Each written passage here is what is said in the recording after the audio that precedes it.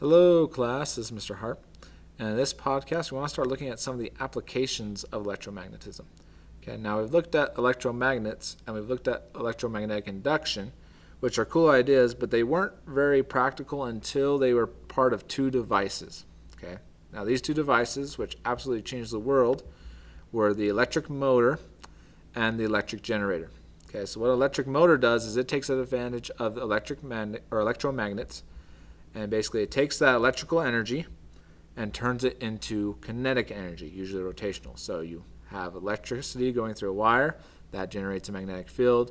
You have some type of magnet in there already which moves because of that magnetic field, and then you have kinetic energy that's generated, or motion. Then the electric generator is the opposite. It takes motion, or kinetic energy, moves some type of bar magnet, and then it uses electromagnetic induction to create electrical energy. Okay, so two hugely influential devices. Okay, but they're just using electromagnetism. Okay, let's start with the electric motor.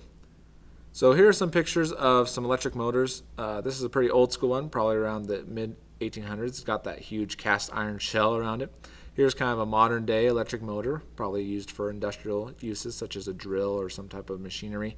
Okay, but any type of rotation that occurs when you have electricity going through something is caused by an electric motor. Okay, think about all the devices you have at home. Okay, blenders, DVD players, power drills, power saws, anything like that has electric motors in it. If you have electricity through it and then it moves, that's got to have some electric motor somewhere. Okay, even think about your DVD player when it spins the disc, or even the little slot that comes out of your DVD player to put the disc in. Those have electric motors on them to move them. So let's take a look at how an electric motor works. So this is kind of a simplified diagram, but what you do is you just take some type of magnet. Now it could be an electric magnet, it could be a permanent magnet, but you put it in the center of that chassis. Okay, then you wrap coils of wire around bars on the edge of the chassis. Okay, now you want to make sure some are wrapped opposite direction of the other ones, because if you wrap them in opposite direction, this one will have a south magnetic field while this one has a north magnetic field. And then what you do is you slowly change the direction of the current. So this switches to south, that switches to north, this switches to south, that switches to north. And then this magnet on the center slowly rotates as it gets repelled and attracted to the different parts of this chassis, right? And so you can do that, 100 times over around the entire chassis, but if you get that going fast enough, this part in the center spins, and that's what causes this electric motor. Okay, this alternating between the coils on the outside. You get that going fast enough, that magnet just starts spinning faster and faster and faster. Okay? And then the electric generator is the exact same device, but just flipped, right? Instead of putting electricity through these wires, you move this part in the middle, and then you generate a current on the outside. Okay? A common example of electric generator, you're probably seen one of these, is a gas-powered electric generator. Okay? Used for like outdoor events and things like that. But what you do is you fill this with gasoline, the gasoline combusts, and the combustion causes motion, right? Move some pistons up and down, spin some wheels around. Then you have that device we just had, that electric generator, move some magnet around, and then it causes electric energy to be generated on the outside. And then you can, hook into that electric energy and through these different ports, and you got a generator. Okay?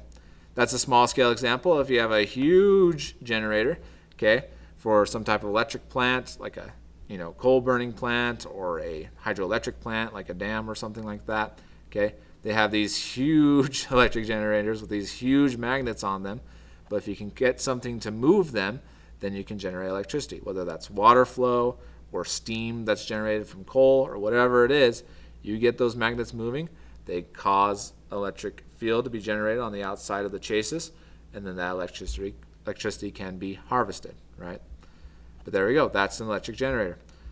Another common application of electric generator that you may actually have is these hand crank flashlights. It's a very small electric generator, but you take this handle and you just spin it around, and it generates electricity, which causes the light to turn on. Very useful for emergencies, or if there's a blackout or something like that. So what I want you to realize is that these two devices are really just one device, but just used for a different purpose. Okay, Let me show this in a demonstration I did. Okay.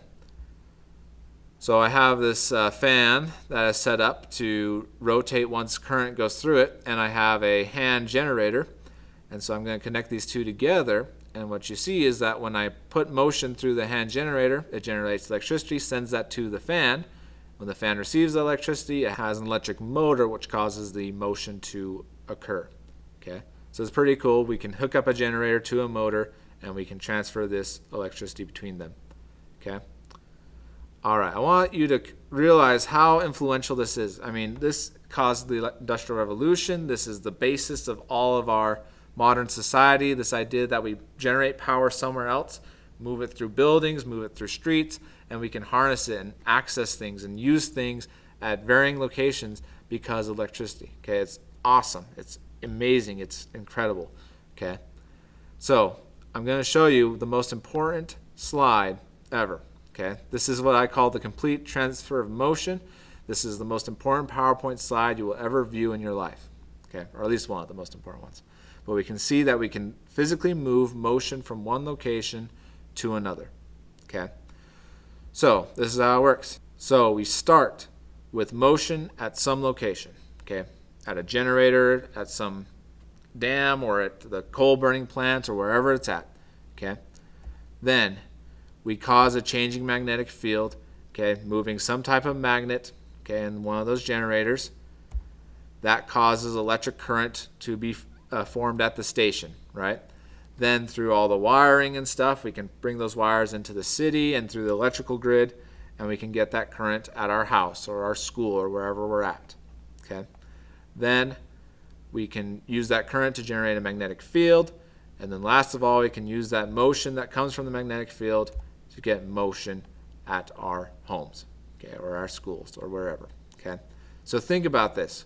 When you turn on your blender, okay, you are literally taking some of the motion from the generator at that offshore location or wherever it is, right? Some of that motion has literally been transferred to your blender. You're taking a fraction of that motion and using it for your blender.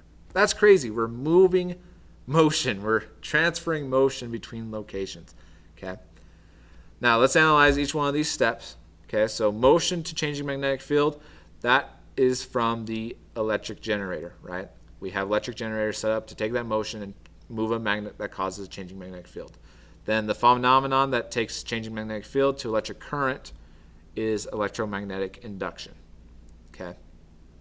Then electric current at the station to electric current at our house. That's just from wires, right? That's from power lines.